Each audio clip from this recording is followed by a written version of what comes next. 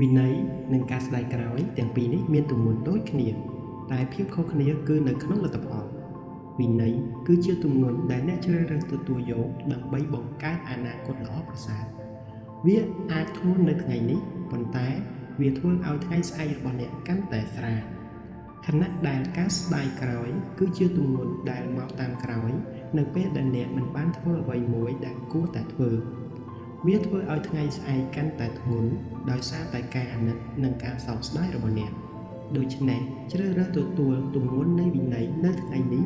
ដើម្បីជៀសវាងទម្ងន់នៃការស្ដាយក្រោយនៅថ្ងៃស្អែកទម្ងន់មួយអាចជួយឲ្យអ្នកកាន់តែប្រសើរជាងមុនទម្ងន់មួយទៀតធ្វើឲ្យអ្នកចង់ត្រឡប់ក្រោយតែពេលវេលាមិនត្រឡប់មកវិញនោះទេចាំថាវិន័យអាចឈឺនៅពេលនេះប៉ុន្តែការស្ដាយក្រោយនឹងធ្វើឲ្យអ្នកឈឺរយៈពេលយូរ